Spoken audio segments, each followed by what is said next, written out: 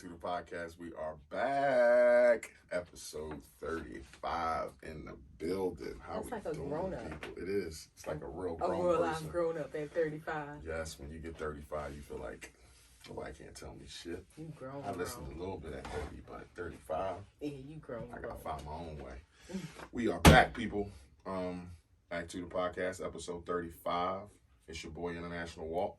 Your girl Tosh, the co-hostess with the mostest. Thank you for being here, baby. Appreciate you.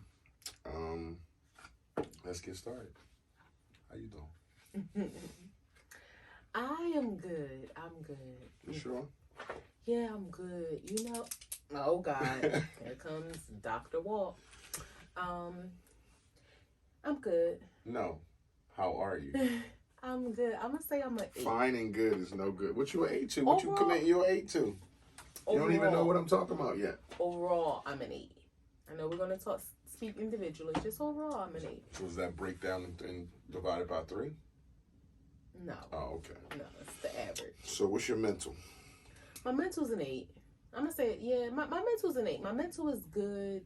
You know, sometimes the world is a sad place, but I try not to let it get to. No, a lot of times the world is a sad place. Mm-hmm. Try not to let it get to me, and not anything direct, but you know, just hearing about death in the world, sickness. Yeah, it's fucked up. I can imagine people who really deal with depression, and you know, it's easy to allow it to swallow you if you already have that in your psyche. Mm-hmm. And to have those things in the world get to you. I don't feel like I'm in that place, Right. but it can. I can just see how it can swallow you up. And I know how, like, just reading about deaths and or hearing about it, whether it be personal or not personal, it can kind of get to you. But for a person who maybe not as strong, and it really like makes them think about Their own mortality, their like family. what's the point of me being here and all that kind of Yeah. stuff. If somebody far away had perished or something, that they Yeah. feel like, you know, why am I here? Like, what's my purpose? That for those people, that's horrible. Yeah, so Because I'm it's not like gonna- they shouldn't watch the fucking news at all. No, the news, social media, that kind of stuff, they shouldn't have to even stay be on away the from. internet. Yeah, and What's your work like? work is a 9. I'm gonna say work is a 9. Okay. I'm not gonna complain about work. I'm going to conquer Last week work was an 8.5. This week's a 9. because I'm intentionally making it a 9. Okay. Yeah, it's. What's your what the finances looking like? My finances are 9. I'll say I don't have no complaints about my finances. I'm good. You know, I've cut back on some of my shopping. Mm-hmm. My husband has cut back on his complaining about my shopping. Which everybody's happy. And you never know if I bought you a gift or something. Damn, I like it. So you don't know. I like it. Which reminds me, I gotta call this fucking place about this gift. These motherfuckers. Oh, can I tell them? Yeah. So one of the things that I really love, and I don't know if it's just me or a lot of them, but I love bathing suits. Like, so when we go on vacation, I made Pat. If we going on vacation for If 5, she got 10, she gonna pack 10. well, if we're going on vacation for 7 days, I'm gonna take 10 bathing suits, and I might take 5 outfits, like, you know, to an island, a place like that. And I just love bathing suits. And so for our vacation that we just went on for his birthday, because I had so many, I was like, nope, I'm not doing it. I'm not buying any. I'm going to take what I have. I had some that I hadn't even worn. I'm not going to buy any. And guess what? He ordered me, this was just, it was such a nice gift because it was so thoughtful. I'm the type of person, I'm easy to shop for, birthdays, Christmas, anything, because I really just like to be thought of. So any kind of gifts, I'm like, oh. But he bought me 2 bathing suits, and I didn't get to wear them because they didn't come. But yeah, I need you to get your money back, or either get they need to send my bathing suits. But just the thought was just so I ain't awesome. I don't want to shout y'all name out because I ain't get them yet, but y'all gonna give me my goddamn shit. Yeah. And they were not, I mean, you know, we don't talk about dollars and cents and like that on here, but they were not cheap at all. Give my baby his money back or send me my bathing suits. All right. How are you? I'm good. No, how are you? So, I'm okay. I'm good. That's good. How's your mental? My mental overall is a 9. That's good. Yeah, my mental overall is a 9. That's a good space to be in. Yep. How's work? Work was a 7. I think tomorrow it'll be a 9. Okay. But it was a 7 today. Yeah, some bullshit happened. I had to straighten them. Ain't nothing but a little straightening. Straightening. Ain't nothing but a little straightening. How's your coins looking? My coins is got some bills this week, but my coins is good. which I need a number. Coins, I would say 8.5. Okay, so you're pretty good. You're pretty good. Got some big bills this week, so. You know something else I wanted to tell you that was I won't say affecting my mental, but PMS is a real thing. But yeah. No, I'm telling you, PMS is a real thing. I thought about killing you last night. Mm-hmm. And no, you didn't even do anything to me. Not like I thought to myself, like, if I killed him and I left his body in the bed, like, how many days could I go without people like getting worried? It's me. Who the fuck gonna worry about me? I mean, you got friends that love you, that care about you. I think you probably can go a week. I would just tell your child, like, I don't know what happened to him. That's bullshit. He ran away. Yeah, I don't know how long before somebody would come knocking on the door. So you probably could keep me in here for a while. And then I was thinking, and that's cool, y'all, that she said she would think about killing me. I've thought about killing her hundreds of times. And then hundreds of times. I was thinking, like, how bloody would the mattress be? And then I was thinking, if I ran away, like, could I? How would you do it? How would you do it? Like, stab me? No, I was gonna slit your throat. For real, man? For real? Like, and then I was thinking, if I did it, would you just like go? What if you got caught and I got the gun? What would you do? And I got the gun and you got a knife. What you gonna do then? Let's end this conversation. But I say that to say PMS is real, and it really it is. So, and I did a little research, right? But that's how you would do it. You would cut my throat. I wouldn't do it at all. I love you. I thought about like setting the bed on fire while you're in it. I wouldn't do. Men have PMS too. And shutting the door. Men have PMS too. I'm just fucking with you. Men have PMS too. No, I felt like I was like, should I 302 myself? Like, why am I thinking this? Like, oh, so you just realized at 40 years old that your PMS is real? No, I knew it's real, but it ebbs and flows. So I did a little bit of research. Can I read something to you? Sure. Studies of female prisoners have shown that women commit more crimes during a premenstrual week than any other time. It does show that, at most, it's only 0.1% of women who are afflicted with PMS who commit really violent crimes.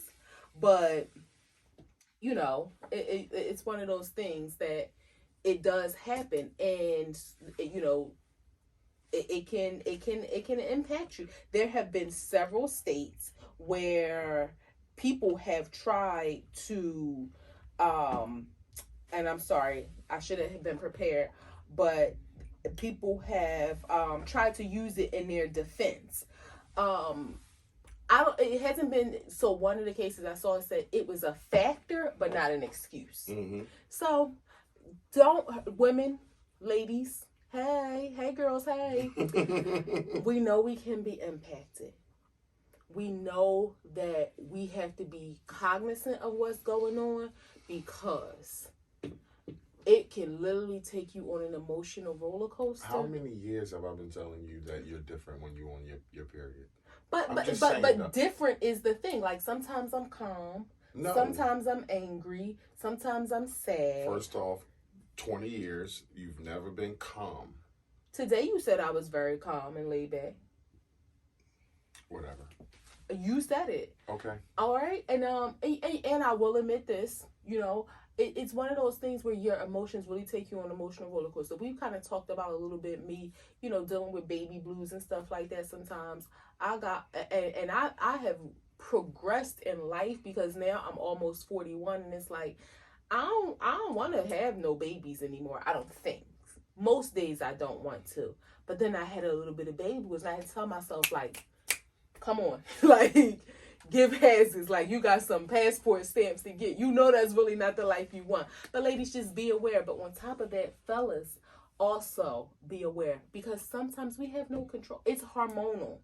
It's hormonal. And don't get me wrong, I get bad period headaches. That can also be a side effect. Thank God I've never been a person to suffer from bad cramps. So I know there are some Only thing women about it is y'all know it's coming. Who have crippling cramps. But you never know how it's going to impact you.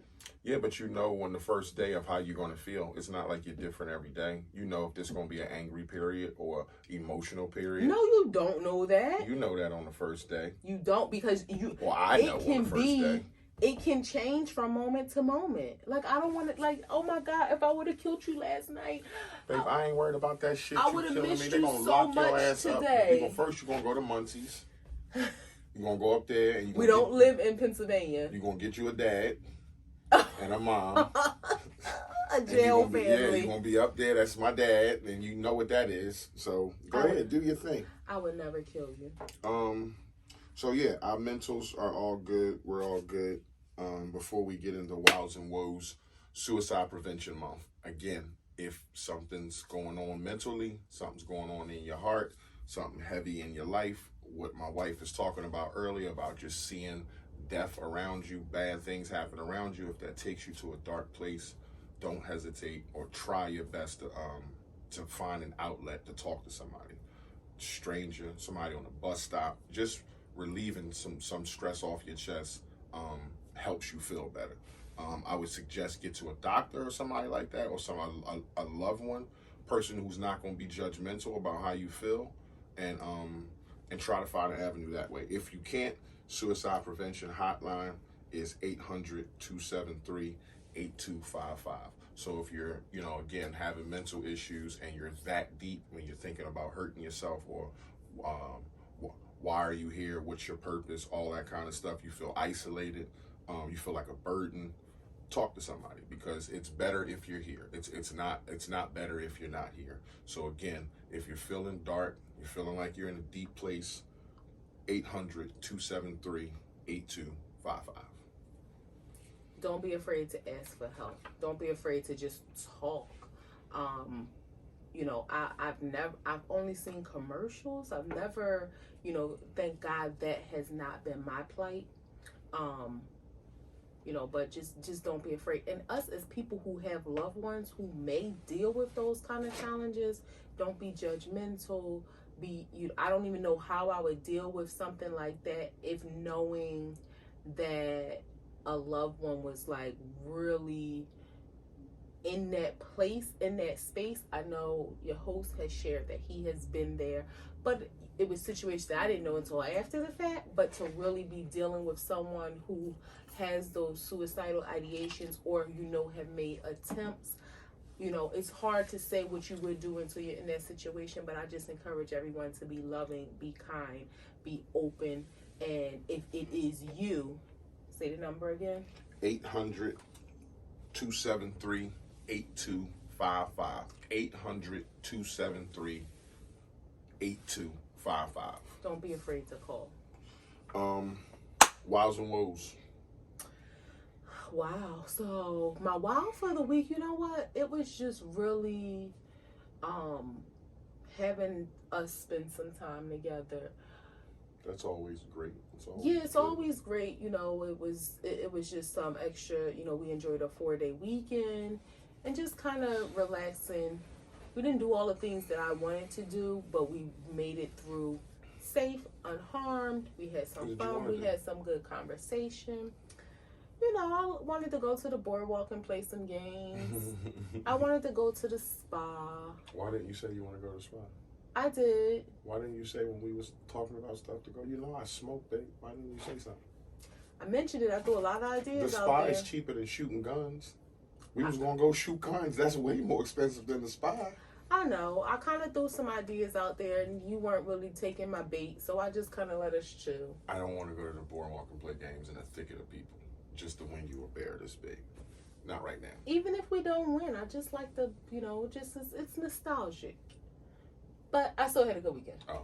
Yeah. Okay. I still had a good weekend. Whoa.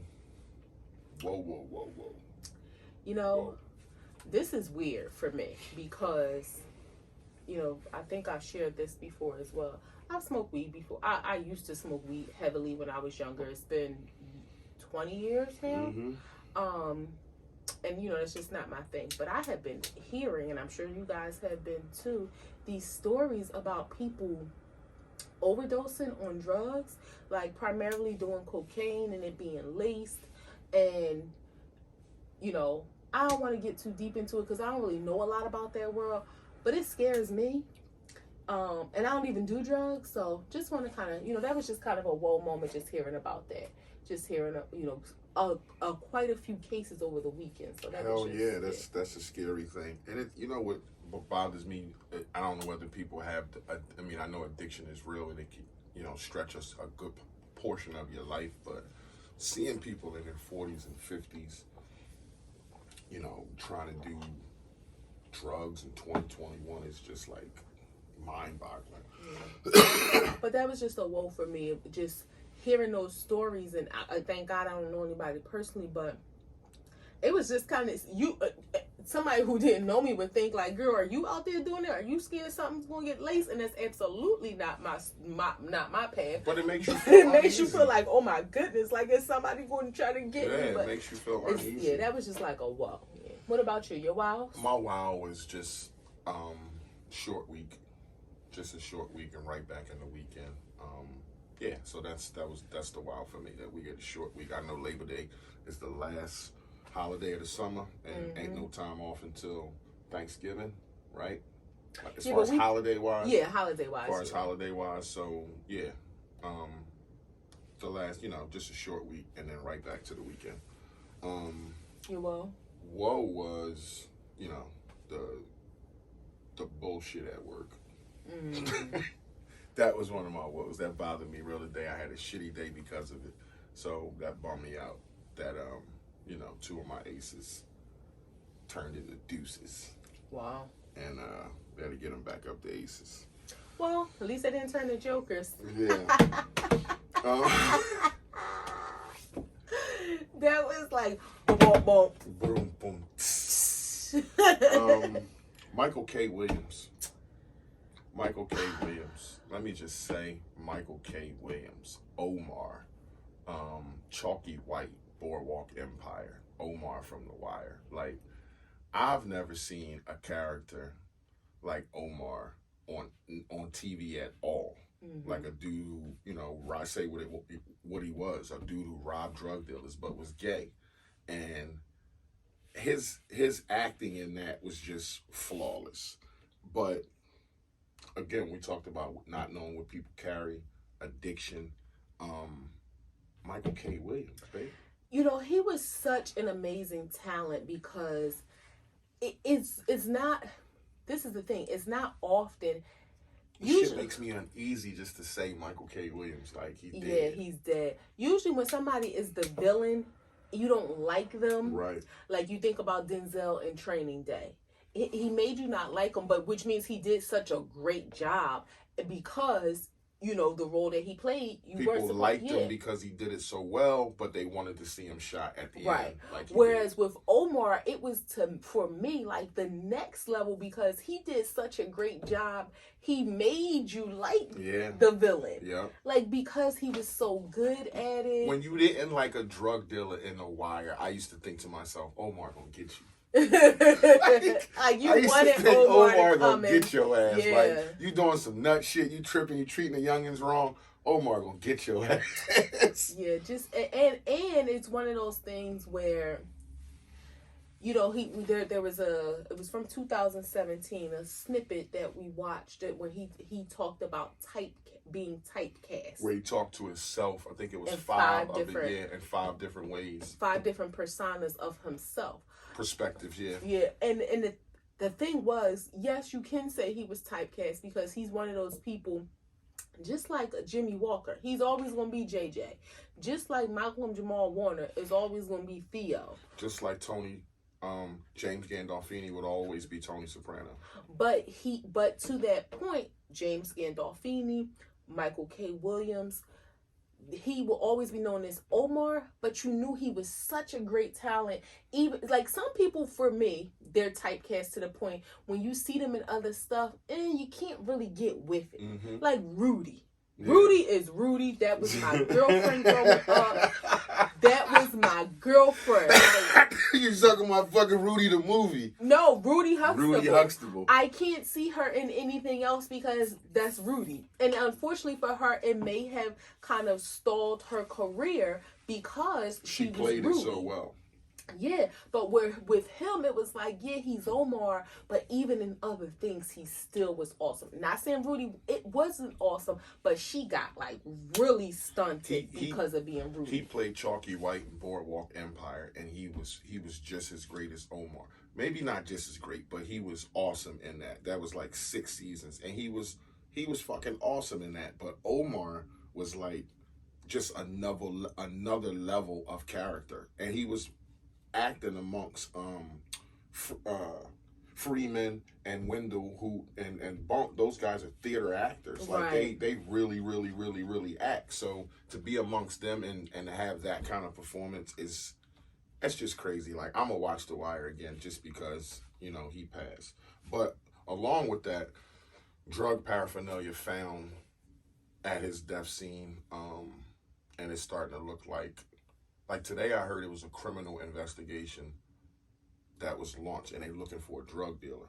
But obviously drugs is involved and just addiction. And obviously, you know, you don't think like this is the first time these guys have tried these drugs. Like you think like right. The stuff that you see and the stuff that they're doing, the weight that they're carrying, addiction. Like it's super real. I think it was known, and I might be wrong, but I think it was known that he had struggled with addiction in the past and I don't want to say and beat it because here we are. It beat him. But he was in recovery. And, you know, that's one of the things I heard. I think watching, like, Intervention or something where beating addiction is one thing. And you're going to relapse. But being in recovery is a lifetime thing. Sorry, you're not going to relapse, but it's a part of recovery. So if you do, you shouldn't be looked down upon as if you can't do it. It's just one of the steps in recovery. Right, but again, so beating the addiction, that just means you never do drugs again. But recovery is a lifetime thing. And I know I'm probably preaching to the choir for some people, but it's one of those things where you consistently every day have to like tell yourself, I'm not going to do this. I don't want to just minimize it to every day, where it's probably every minute, every right. situation that happens, every experience, every visual things that you see could be smell, a reminder, a smell, a person, a song, a person, an area. And you know, again, it's one of those things where I'm grateful that has never been my plight. I will say, when I was younger, I only smoked weed, I never did any drugs. So I don't even have to go down the line of anything because I can just say I never did anything but weed. But I remember like being with a friend and her cousin, so the three of us out, and I told you this before, and like we're sitting at a bar or something, and I see like her going to her pocketbook, and I see the cocaine, and for me, I'm like 19, and it was just yes, like, and then this she is went how and naive she is. Like she thinking, wow, grown people do cocaine. It's not. It wasn't that. It was just like knowing. It's a female. Is that what it was? No, knowing her. I mean, and I guess to me it had such a bad stigma to it. Like, and I hope I'm not being offensive to anybody, but we all know people being called cokeheads, you know, that sort of thing, snorting, just the idea of that. And for me, I'll be completely transparent.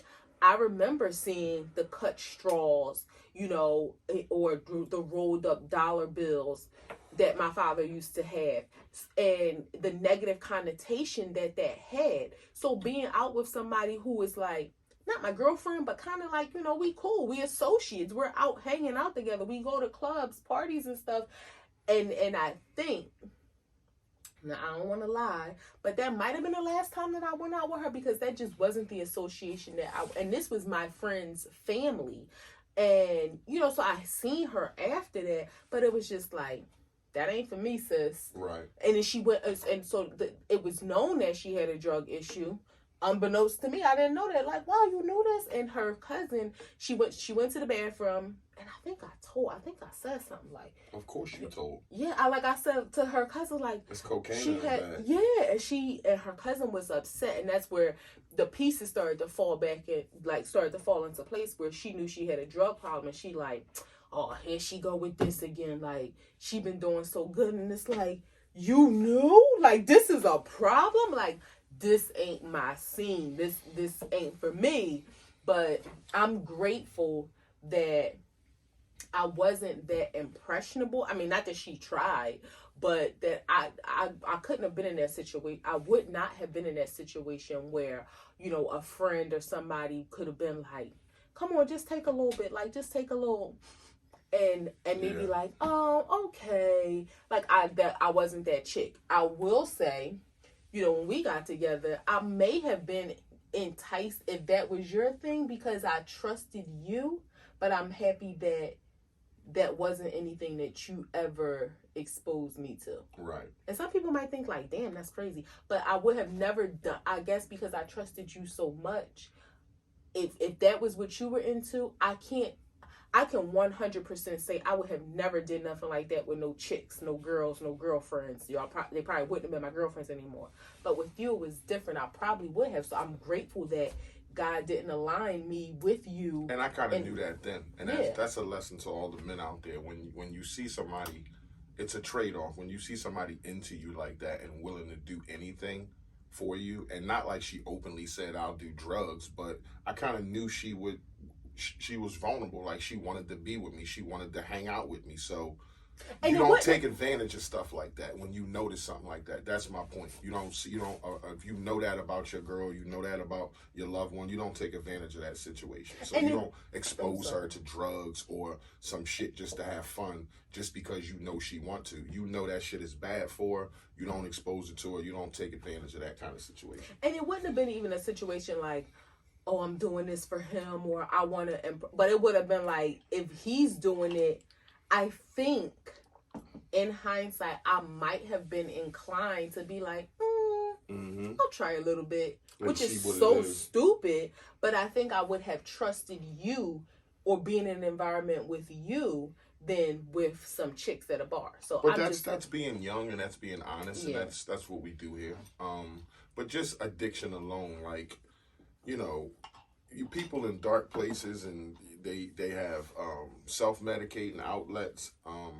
I'm not like that qualified to speak on addiction. I'm not a counselor or anything like that. But, you know, I was young, I was stupid, I fuck with drugs. I mean, not like hard drugs, crack or no shit like that. But it's a tough place to be in. It's a tough place to be addicted to something like that. Takes control. Like when we watch Intervention and shit like that, and you see people crying and saying, I don't want to be an addict, but still shooting up, and it's like because they body need it. So in situations, in all situations, it's a sickness, and just have some sympathy for people who are addicted. It's a real thing.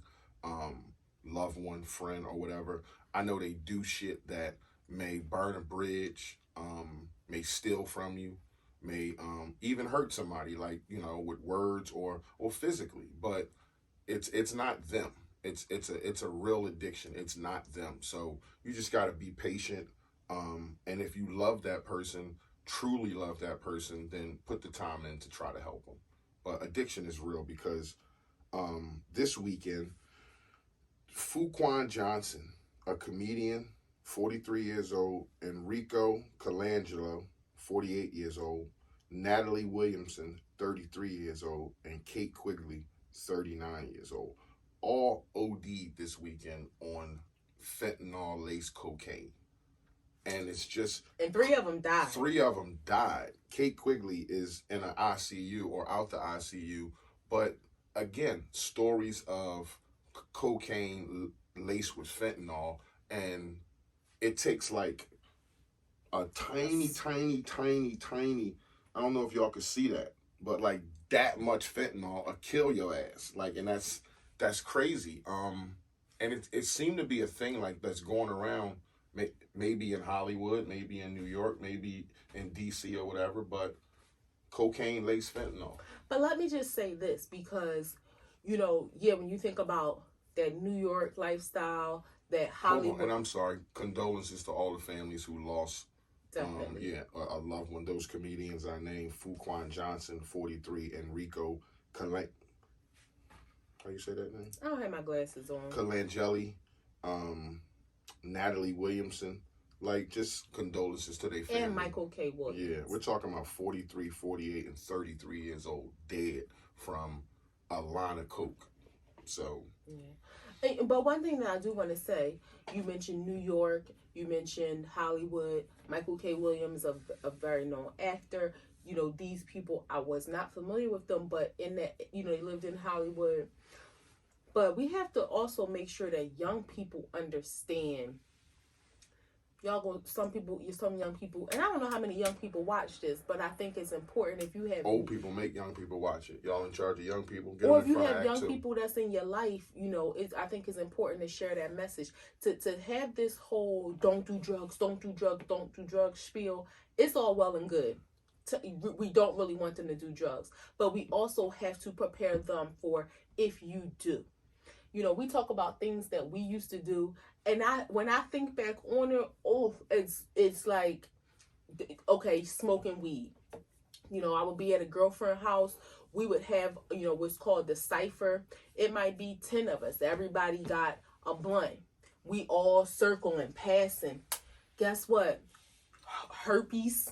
Everybody, you talking about all, and let's keep it real and vulgar. We talking about of age females. So everybody having sex, everybody sucking, doing whatever, but passing and it's not niggas just used girls. to do this shit too. This would be it might, she was married. So I mean, these was friends. It wasn't like I've done it. It's the nastiest shit ever. You passing stuff around, people you don't know who has what on their mouth.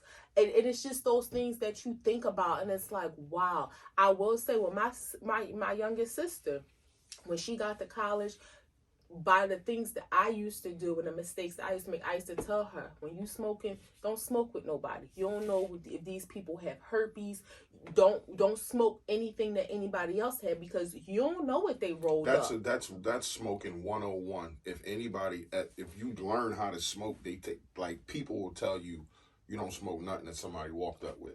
Yeah. If it's already rolled, you pass, because you don't know what's in it. You don't know what other people's habits are. If you smoke, then you smoke. Then have your own stuff and you smoke.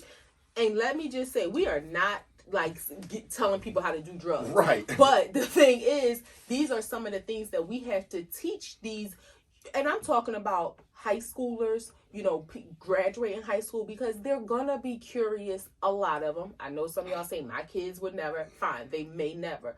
But for the ones that may, you have to prepare them and talk to them. I talk to my nephew in a minute. What's up? You smoke something? You kiss something? You lick something? You touch something? Like, we have those conversations because I want him to be open and honest and trust me and have conversations so that I can prepare him and to let him know, guess what? If you do feel like that's the life you want to live, you want to smoke, one of these days you can walk into a job and have to pee in a cup. That's what stopped me from smoking. It's a lot of shit that come with it. And with kids, a lot of people can say their kids not going to do stuff, but it's their decision when they get to the experience. No matter what they've been taught, whether they've been taught shit or whether they've been taught all the great things. When they get to that experience, it's on them. And let's also think about, you talk about lacing cocaine with fentanyl.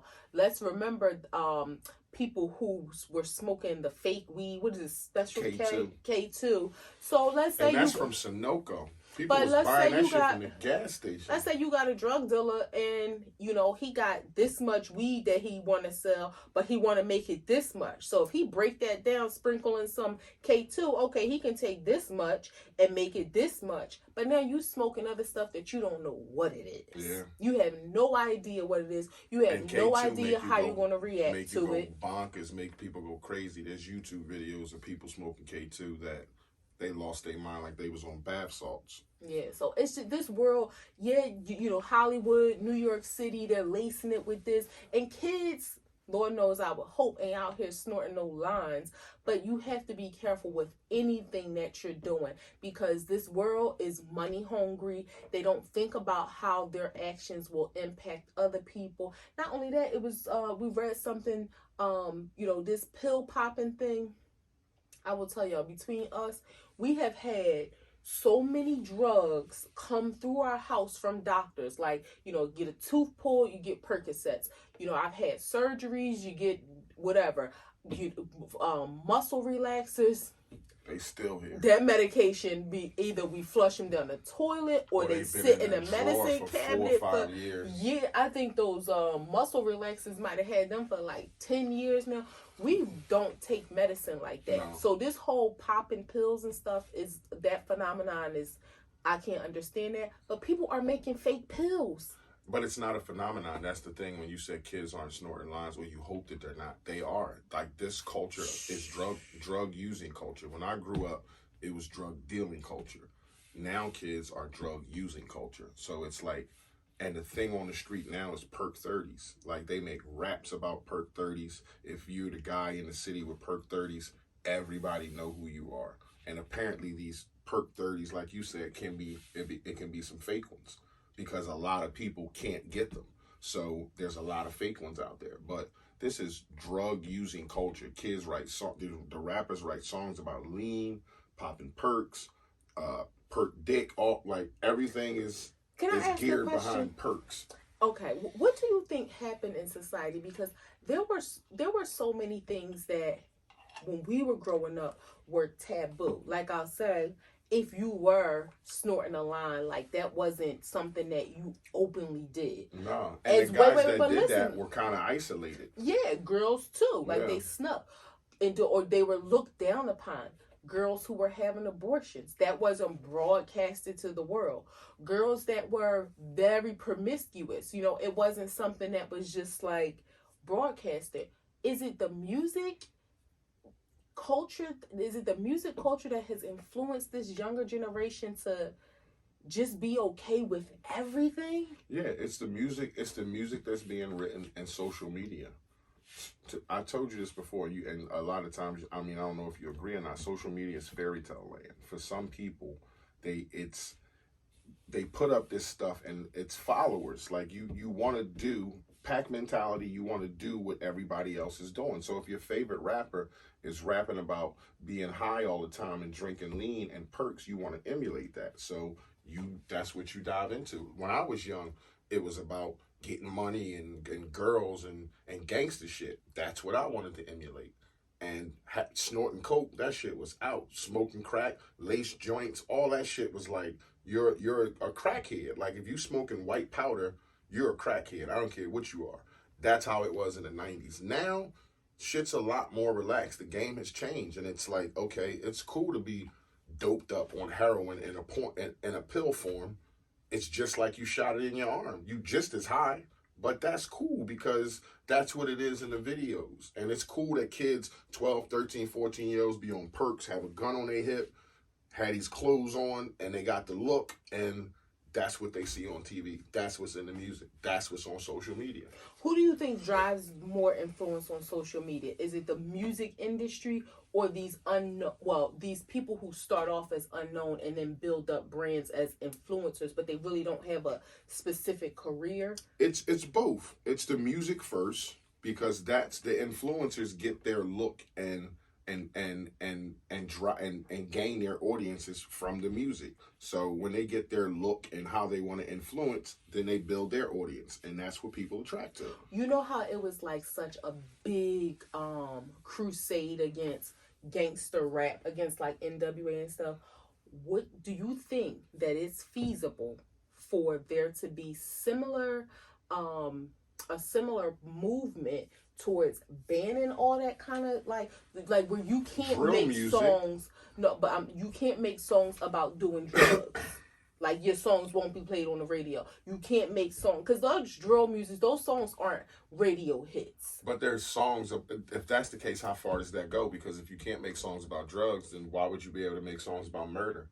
and these kids are rapping about real murders. Right, but I'm talking about, It's not like when Ice Cube said in the 1990s, "Oh, I shot 6 motherfuckers." Like, we knew that shit was just But a something lot he of wrote. those drill music artists, they don't have the big stage like the Dirks who and I don't want to misname anybody because I don't know, or like I know the baby, little baby, like they don't. A lot of those drill rappers and stuff that you talk, they're known, on that underground rap industry. But I'm talking about the people who have the huge platforms who are talking about Dirty Sprite, Future, talking about lean, like That's one guy, but the thing is, the babies, Little Baby, the Dirks, the Vons, rest in peace Von, those are the guys that influence the streets. Those are the guys that influence the kids we're talking about, not the guys. A lot of people listen to Future, yeah, which is, ridiculous in his own self, but a lot of people listen to him. But he's one of those guys that's on top like that. But I'm talking about the Dirks, the babies. I'm just going to group them together. The babies, the infants, the babies, the Dirks, the Future, whoever else. Lil Wayne. That's one of my favorite rappers. But if it was not allowed for them to talk about doing drugs in a positive way, like they're glorified, like if they just weren't allowed to talk about it, just like how do you think that would? I think that would have an impact. It would, but rap is an expression of art. Hip hop is an expression of art, regardless of the misogynistic lyrics and all that kind of stuff. But can we call it art when you're glorifying doing drugs? It's an expression of what you might have lived. So yes, it is art. If they do a painting, it's an expression of their experiences. So if somebody write a verse or song and they saw people get shot and they woke up hungry and they auntie in the room fucking and they uncle on crack, that's what they write about. So that's what it is. I just had a light bulb moment. What? When we were in Jamaica, right? We seen cigarette packets, right? Where they have them in Canada. I'm sure people out there have heard, right? You may have seen them in other places. That I don't think they have them in America. If you haven't, Google it. But it's a.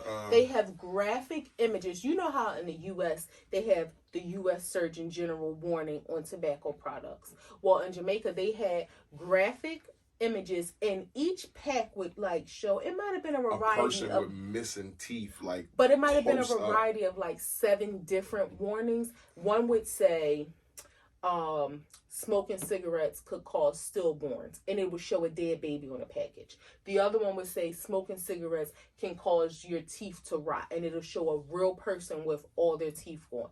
The other one would say smoking cigarettes can cause erectile dysfunction, and it would show a man with a limp penis. So limp dick. But very graphic images. What if the music industry forced, if they talked about, how they have to just put the E if it's sexually explicit language, but what if they were forced to put a serious warning label, something that was formatted where it said the music in this product glorifies, I'm just rambling something, glorifies drugs that are, just some type of statement that lets you know, even if they don't believe it, it's required. You have to put this because you're talking about drugs. You have to let children know this isn't good. I think that's covered under explicit lyrics because it wouldn't stop at drugs. You would have to say the words in these songs are talking about glorifying drugs, misogynistic lyrics against women. But we're not even talking about the misogyny right now. I think that's separate. But I'm talking about the drugs, period. Explicit lyrics. So you're going to explicit is just profanity. No, or the sexual lyrics. Because sometimes they're so crafty with their wording.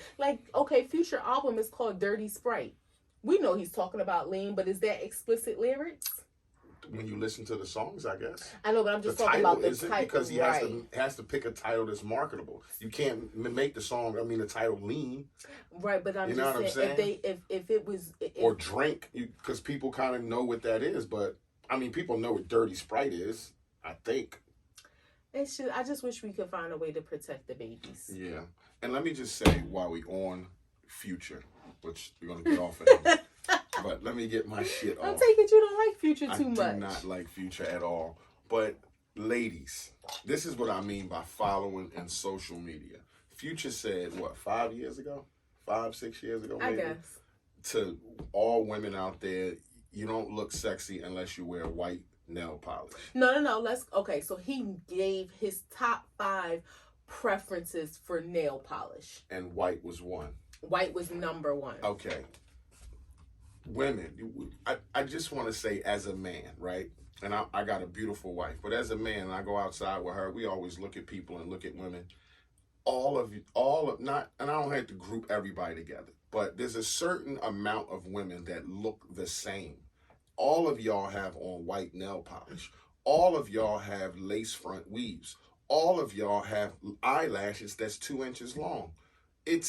All of y'all are in onesies. They're not onesies. So I don't understand, like women, cat grown suit. women, you have some individualism. Men like that, to see individualism. But when we scan, say if we're, out on South Street or in the park or in a club, when we scan around, everybody looks the same. There's 30 girls and everybody's got the lace front or got to have the best one or the best weave.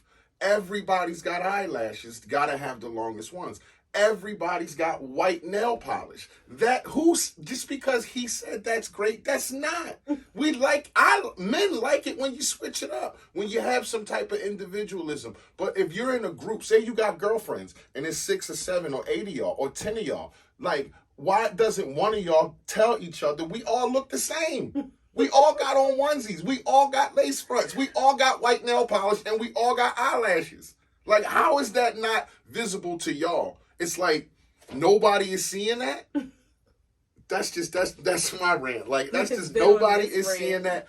Like, it's just crazy. And again, men, we like to see a difference. Like, not okay. That's why when you scroll through Instagram, it's like you're desensitized because the BBLs, the white nail polish, the eyelashes, the lace front weaves, it's all the same thing. Every girl looks the same. There's nobody you scroll on and say, damn, she's different. No, everybody wants the same hair. Everybody wants the same nail polish. Everybody wants the same eyelashes. Everybody wants the same onesie. I don't understand it. Individualism is a part of having a personality and doing what you want to do. And men like that shit. It's attractive to scan a room and say, damn, she different. Everybody in here doing this shit and she went that way. That's the one I want. But when you look around and see 10, 20 girls all the same, and then all them girls that I'm talking about, look at their feet. White nail polish and slippers on with the fur. And you're outside with the slippers on with the fur. What the hell is that? We seen girls on the beach with the slippers with the fur. It's the same shit. Like, do something different. Be an individual. Like, be you. Everybody else is taken up. Be you. I like a onesie. Go ahead. I'm sorry. I like a It's the coffee. It's the coffee. Yeah, we wanted to have a bev with our can we toast to 35. Holy shit. It's crazy. He has been on this rant. I'm not with the white I'm a real polish. man, and I'm telling you, this is what we like. I tried the white nail polish. To me, it just looks like white out. And my thing is crazy. This. I don't get when people say it's pretty. Like, it's white. It's not. It's not. To each his own. Plum is pretty. Red is pretty. Lavender is pretty. Periwinkle is pretty. Yellow is pretty. Not white. You're upset about these nails. It's crazy, babe. I've tried it. Wasn't my twist. The lashes get me. Okay, I remember back in the day when girls would get weaves. I remember my first weave I had, and my girlfriend Eugenia Shantae, her nickname was Mookie. And shout out to her husband. I don't know if they watched this, but they just bought some land. Shout out Mookie. And they took their kids to see it as a surprise before they do the groundbreaking and getting a house built. So that's real big. But she was a hairstylist, and I remember my first weave, I had crimps. Oh, they were amazing. And everybody thought it was my hair. And I just remember back in the day, like, that was the thing with weave. It was for people to be like, Yeah. Is that your hair? Like, they didn't know. Even when people started wearing, ladies, y'all know what I'm talking about, the Tara hair, because you would have like a shortcut. I always wanted that. I never had got it. But it would be like, did you cut your hair? Because your weave would look so realistic. I don't know when that went out the window, when girls, where it's just the thing where you absolutely know without any equivocation that this person's hair isn't their hair. But, whatever. Some lace fronts do look nice. They all look the same for the most part, but some of them do look nice. But what I will say... You see a girl with baby hairs, it's fake. We know. We know. We see the baby hairs, we know the whole head is fake. What I will say that I can't get with the lashes. My thing, again, when you think about the weaves and you want it to look real, with the lashes, why isn't the intent to make it look like, oh wow, you have beautiful lashes? And like then sitting here looking at your lashes now, they're pretty damn long. But when we got married, she got some lashes put on. I couldn't really, I could tell, but it wasn't like, damn, like, what the fuck wrong with your eyes? Yeah. You know what I'm saying? It was just like, damn, she's beautiful. But come on now, 2 that's inches, my thing. Like, shit blowing in the wind. Because I thought the intent was to be like, wow, you have beautiful lashes. And then for you inside to be like, hee, they're not even real. Like, for me, I just like mascara to make them look long. But it's like the lashes that people wear, there's no, that isn't even the mindset to say, oh, let me just accentuate my lashes. No, people wear lashes that I just don't understand. It's ridiculous. It's ridiculous. And what I don't understand is when you got them done and you looked in the mirror, did you say like, wow, these look nice? I don't get it. I thought it was a thing, like if you had girlfriends, like, and I know like you share shit with your girls, but it's like, okay, I found this thing, I'm gonna keep it to myself. So when I show up, I'm the shit. Not let's everybody get the same damn thing. Oh, everybody in a onesie now. Oh, it's short onesie. Oh, it's long onesie. Something like that is going to get out. But it'd be like a bag or a pair of glasses, and it's like all of y'all have the same thing. Like, y'all can't, if y'all girlfriends, y'all all can't get the Porsche Carreras. If y'all girlfriends, y'all all can't carry the same bag. If y'all girlfriends and y'all go out, y'all all can't put the onesie on. Excuse me. You're not a woman. Like, it's fine. No. I'm talking about from a man's perspective. You probably wouldn't all wear, but we can share. Like me and Toya, we will share and talk about. I understand some women share shit. I'm just saying, do you hold on to something so that you can be an individual? So when you show up, people are saying, "Damn, where you get that from? I ain't never see that." And you be like, "Damn, I'm glad I kept that in my back pocket. Not everything, but some stuff, so that when you do show up, you shutting it down." I mean, I'm not one of those girls, and I don't have friends like if somebody says, "Oh, that's nice. Where did you get that from?" I'll tell somebody in a minute where I got it from. I'm and not that's gonna hide cool. it. But I mean, yeah, I guess it's a fine line.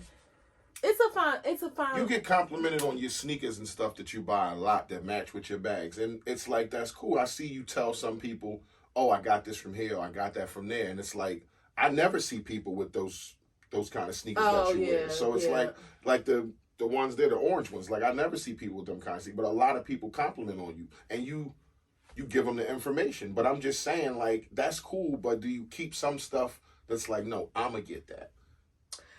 No, so again, if I go to dinner or if I get dressed and me and my husband go out, we take pictures, like, ain't nobody gonna have this on the gram. Well, maybe not nobody, but like that. But see, my thing is this. Okay, yeah, you may not share everything. Not necessarily for the gram, but you know may what not I'm saying. share every single thing that you buy. Like, okay, I got stuff sitting, but so it's not like, look, I bought all these things. This is where it's from. But like, I might send Toya a shirt or a dress, or like I bought a sweatsuit. I sent it to Erica, and she's like, "Oh, that's cute for you. I don't like it for me, But or Toya might send me some shoes. Like, "Oh, you like this? Oh, yeah, they're really cute." Or she might say, "I don't really like them." So you share some things with those closest to you. Mm-hmm. So it's not a matter of not sharing or not telling people where it's from. No, that's not the thing. But there is a thing. Now, you may show up dressed up like your girlfriend sometimes, but I get what you're saying. If it's like, okay, we're going out and all 6 of us all got on, you know, our rompers, then it's like, damn, I should. But I And don't. when I don't I'm know. talking It's from weird. a It's man weird. perspective, if you look and see a group of girls, and this one got on a skirt, and this one got on pants, and this one got on a onesie, and this one got on something else, a sweatsuit, it's like, okay, everybody look fly. But when you look over and you see everybody got a sew-in weave or a lace front, all of them got white toes, 4 of them got the slippers on with the goddamn fur, like, it's blurs. This is the thing, though. You have some women, and this, I guess it depends on your train of thought. Ladies, let me know what you think about this. If me and my girlfriends, my sisters, whoever, we're going out, I guess me and my sisters, we might say, like, what you wear in a sense, not like what you're wearing, the details, but like, are you dressing up or dressing down? Just so, like, okay, we can kind of be aligned. But most times we don't, because, you know, I might show up somewhere, you know, they got, one of them might have on tights and a t-shirt, one of them might have on a dress. You just might feel and dressy. I might just, yeah. But like, okay, I'm not really the type to care about what somebody else is wearing to anything. I'm going to wear what I want to wear. If I'm super dressed up and nobody else is, this is just how I felt today. If I got on sweatpants and I feel cute, this is how I felt today. So I'm not that type of person. Me and Toya will go out 99 times and we'll both look amazing. We won't look the same because we don't care what each other's wearing. I'm going to love her outfit. She's going to love my outfit. So it's like one of them situations where sometimes it can be looked at as insecurity if you're worried about what somebody else is wearing. Get dressed, go out, do you. I'm not necessarily worried about it, and I'm not saying not be a sharer. I mean, if you have ones that's close to you, your sisters, your close friends, I understand that kind of sharing. But it's like, what can combat everybody from looking the same? Like, if you that's show the thing up, too. You have to have people that are individuals that have, like, Sierra's style, Erica's style, Toya's style is all different from my style. So while we might have some pieces that are the same, 9 times out of 10 we're not going to have the same clothes. A lot of times with these young girls, because the crowds that you're talking about is a younger crowd. Right. They don't have any individualism. They don't have any personality. Their personality is Instagram. Right. So that's and it's what like, they're okay, wearing. this is braid season. Now, every girl you I don't see wanna hear has about braids. braids. Or it's butterfly lock season. Now, everybody got butterfly locks down in the back of their ankles. It's like, okay, if you go outside to the store, drive to the store, and you see 100 girls with butterfly locks, why would you want to get them? And you have to realize too, fads and trends ebb and flow. So as things become trendy, people will buy them, or styles will, it's certain things that are always going to be prevalent. You know, I love braids. I'll get braids in a minute. And like I explained to you, everybody doesn't have the freedom of wearing their natural hair. I was so happy I wore my natural hair on vacation because, one, I could get wet and I have to worry about it. I could wear my hair and you know curly. I was gonna talk shit. And 2, he always be like, you always wear braids every time we go on vacation. But this time, come on now. How many people did we see? Say, How many people did we see? Every single person. Braids, 2-piece bathing suit, and sarong. And laying in the cabana just with the phone like this. I ain't care about with the that, but braids. every single person, I mean, literally, everybody. I think it was even white people that had braids.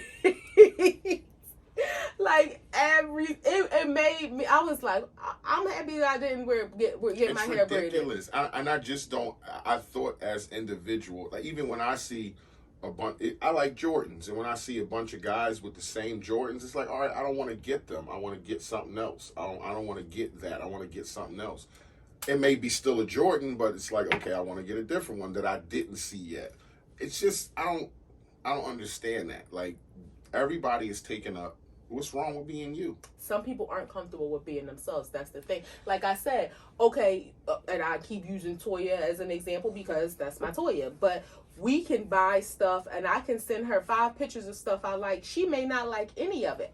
That's not going to stop me from wearing it. That's right. my style. She can send me pictures of stuff she bought, and it's like, that's cute. It ain't really for me. She's still going to wear it because we're okay with who we are. That's fine. I applaud y'all for that. No, that's what I'm saying. And that's part of the problem, that so many women, I'm not going to even just say that's a younger generational thing, because there are still some grown women who just are not okay with who they are. They need that approval. Right. Or they need to, or you'll go to a place, like I've been around women where it's like you can feel the energy. They feel insecure because it's like, oh, dag, I didn't know you was getting dressed up like that. I should have put something. Like, if you was okay with wearing what you wear, why does it matter what I was wearing? We've been in situations, and I ain't gonna call out no people, but we've been in situations like, you think you Miss America. You always dress. Why you don't want to call out no people? No. You always dressed out up. Some people. Man, you always dressed up. And it's like, this is how my wife dressed. Why you worried about what I'm wearing? Dressed. Like, I like to put on earrings to go to the supermarket sometimes, especially in this day and age where I don't even leave the house 99% of the time. Sometimes when she I have a like chance, shit when she goes to the supermarket, but most of the time she like to look like something. But 5% of the time, out of 100, 5%. No, it's that 3%. If it's raining, forget it. Like, she looked like an Aki. So really, you do, bro. A little but bit. Again, but you know what? I will say this, just like we talked about, and now I don't want to just relegate this to boys. Just like we talked about teaching kids about drugs and how not to do drugs, and if you're going to do drugs, how to safely do drugs. I hate to say that, but it's the reality. We also have to teach them how to be individuals. It's okay not to do drugs. Yeah. It's okay if you are with your group of friends and they don't want to smoke weed. It's okay if you go to the nail salon with your girlfriends and you don't want to get white polish. Or you just want a natural mani. Now, don't get me wrong. I'm looking forward to getting my nails done, but I needed to just get a natural mani this time. But it's okay if you never want to wear long nails and you always just want, like, it's okay to be an individual. People who, if you're really truly your authentic self, people will love you for that or they won't. But either way, you know where you stand and you're not changing who you are because of somebody else. And you can be yourself and still indulge in social media, but you're being the definition of what social media is. It's followers. That's what people want. People influence want people to follow them. Future said that statement so that he can see his following, his influence, and look what has happened. Look what it's turned into. I love women, especially black women. But who's your favorite? You my favorite. Mm-hmm. But I'm just saying, I'm not like bashing women, but you know what I'm talking about. There's a certain group of women out there who just follow. And I don't know whether social media is blinding the situation, but as a man who people watch everywhere we go, and it's like, I see the same woman. Everybody has to have a lace front. Or it's like, it was a time where everybody had to have a bonnet until Monique, she outed everybody. But you started to see people with bonnets on everywhere. And then Monique said something. Now you don't see bonnets no more. No, I mean, that's a different conversation. I know it's a different conversation, but I'm just saying how people can say something and influence everybody. Well, that's just like when Jay-Z said that he's 30 plus, he wear button ups. I had a button up on the other day. No, what I'm saying is, yes, people have been being influenced by the culture for a long time. This is why we need the culture to start influencing other things. Start influencing, I don't want to just say college degrees, but start influencing, career paths. Let's start influencing in a good way, in a different way. But you are a little subjective when it comes to hair, because I can go to the hair salon, spend 19 hours there, $1 million. But let me ask him, what's his favorite hairstyle? What's your favorite hairstyle? She got it there right now. For all the ladies out there, he wants. There's no more better hairstyle than a ponytail. I'm telling you, and you'll understand this when you get older. But let me just drop some gems on you. For you, maybe their man don't like a ponytail. Okay, then your man need to check himself. But I'm just saying, this is what it is. This is when your hair is pulled back and your face is shown. We see the beauty in that, and it's attractive. When you guys are made up with different hairstyles, yeah, that's cool, and they look good sometimes, some of them. But That's not, the bells and whistles don't do it for real men, and I'm Don't speaking for say real that. men. No, you're speaking for yourself. You can't say that another man isn't a real man because he like. You're right. You're right. Yeah. I'm right. I'm speaking for myself. For my man. I'm speaking for myself. Yes, this is his favorite hairstyle. I'm speaking don't for get me wrong. I love braids. I love my big juicy curls. I love my hair goals have always been Felicia Rashad and Oprah. I love me some big bouncy juicy curls. On your 35th birthday, I got a collage picture of her just from the past year, and it was 16 pictures, every one of them different hairstyle, and they was just from 12 months. It was just from 12 months. The previous year, 16 different hairstyles.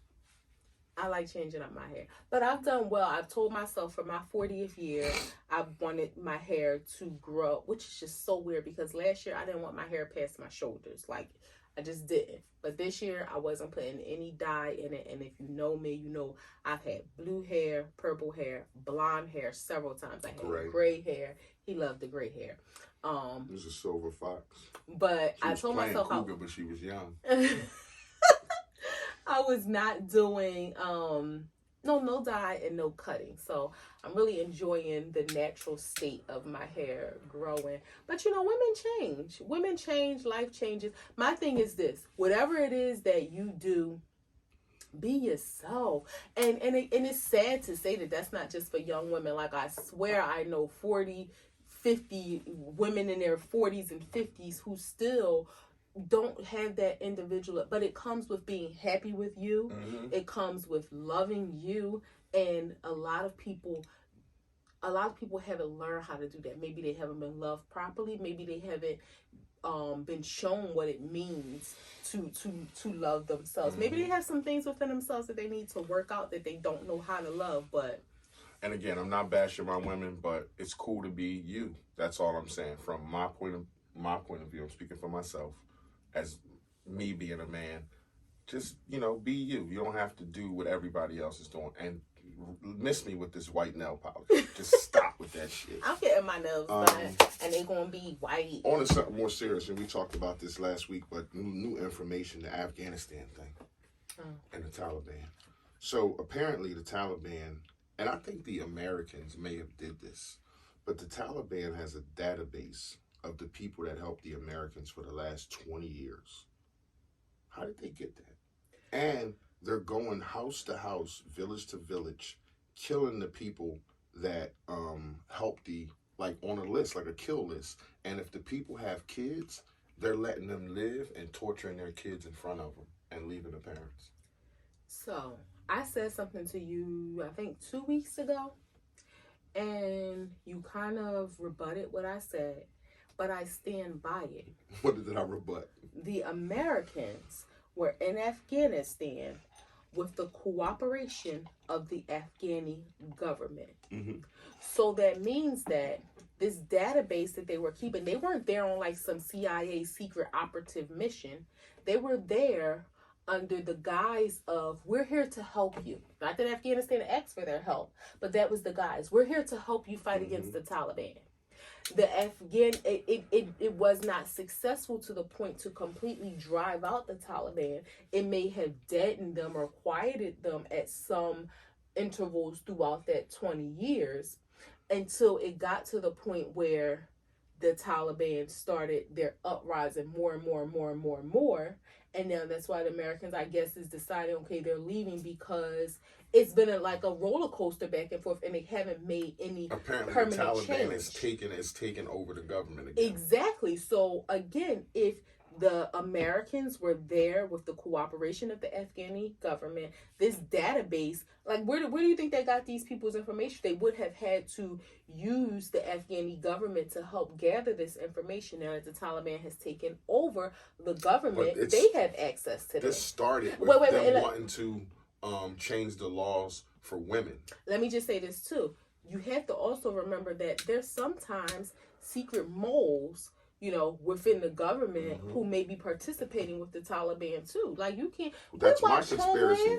But I'm just saying that it's they've been there for 20 years, and they, like, this kill list that they're doing. They're going around village to village, killing families, torturing kids. It's horrible. And apparently, like you said, the Taliban has boosted their numbers back up in an effort to take over the government, and they have, or at least the government is working in their favor. Like, I'm sure they're not in office, but they can make the people do what the fuck they want them to do. Right. But, I mean, Jesus Christ. You know what I don't understand? Well, I know that the Taliban uses a religious foundation, and I don't want to. I'm not going to speak on their religion, Islam, and that sort of thing because I don't know enough about it. Oh, I'm sorry, not to cut you off, but that was what I wanted. That was my point. They wanted to change the laws for women, and that's when the Taliban said we're taking the government back over because now you're getting into religious stuff. Go ahead. Oh, right. So the thing is this, though. When you think about Islam, even if the thought is or the belief is that women should be more suppressed and, I think they're not allowed to drive, they're not allowed to go to school. There's no vote, they gotta walk behind their men. Even if that is the thought. And that's religious based. So they say, even if that is what they believe in, where does the hatred part come in? Because from what I read, they threaten them with rape. You can't tell me that you're doing this because God wants me to be this more pious woman and you're going to threaten me with rape to make me fall in line? Right. Like, what? That's like the devil telling me, you better do what God say. Or it just, it's one of those things that is so contradictory, their behaviors and what they're saying and their actions. Like, you're trying to make, you want your government to be more spiritually aligned or more religious based, but you're doing it with violence. Where does that come into play? And again, I don't know enough about Islam to speak on it, but I would probably bet money that I don't think it says to kill people to make them fall in line with what you believe. Maybe they feel like these people who helped the American governments were traitors. Mm-hmm. So maybe there's some religious foundation that they think substantiates their right to kill these people. I don't know, but you can't threaten somebody with rape because they're not being pious enough as a woman. What's the where they do that at? Where they do that at? I'm gonna bring that back. I'm gonna start saying that. Where they do that at? Other than Afghanistan, that's sick. You're gonna keep this. Pay close attention to that. There's a lot. This is big news, and there's a lot to uncover in that in the coming weeks, I'm sure. And to jump back on last week, Greg Abbott, the governor of Texas, babe, his quote was, "I'm going to eliminate rape behind the heartbeat law." How do you eliminate rape? So he thinks by not allowing women to have abortions, that's going to stop women from being raped. He said he would eliminate rape. So he said behind the heartbeat. So I don't know what other thing he can put in place to stop rape. Like, what's just like...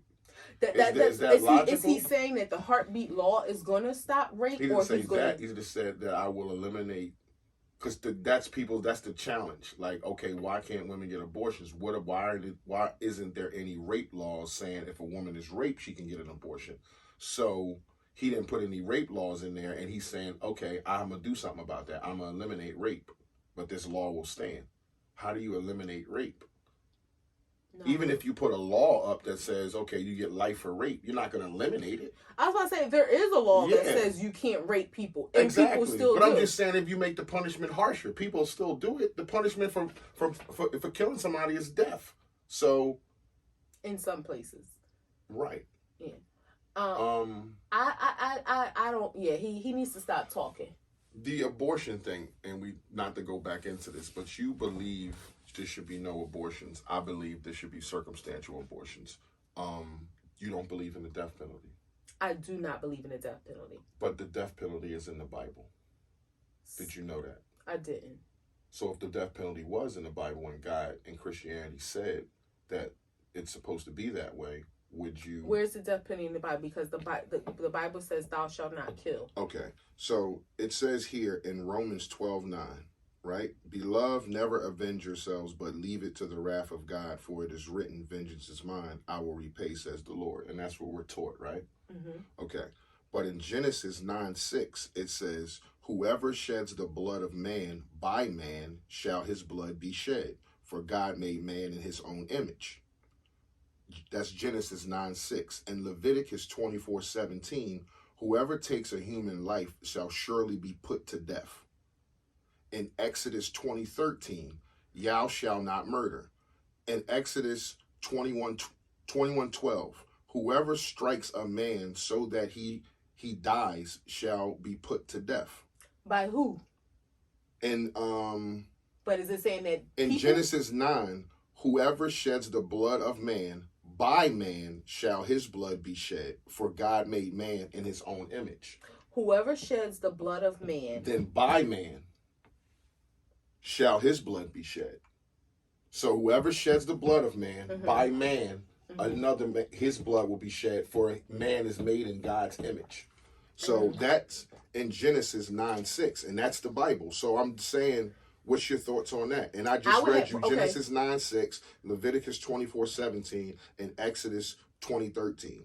So you've read me verses from each of those chapters. Right. You know, it's a whole chapter and it's a whole book of the Bible. I ain't gonna say I'm gonna read the whole book of the Bible, but I would want to read the chapter to get the context, because there's a lot of verses in the Bible that you can extract that verse and you can apply it in different ways. So I'm just saying, I just put in searching the Bible, what does the Bible say for punishment of murder? And this is what came up, these scriptures. And again, it's Genesis 9, whoever sheds the blood of man, by man shall his blood be shed, for God made man in his own image. Whoever takes a human life shall be surely put to death. Whoever strikes a man so that he dies shall be put to death. So the only one that I have a question about is the one that you said, by man. Right. The other ones, just because they're going to be put to death, that doesn't mean that God is giving another person permission to do it. God is going to handle that. God, it also says vengeance is mine, meaning God, so you can't take one verse and apply it. It may be. That's why I'm saying you can't just read a scripture.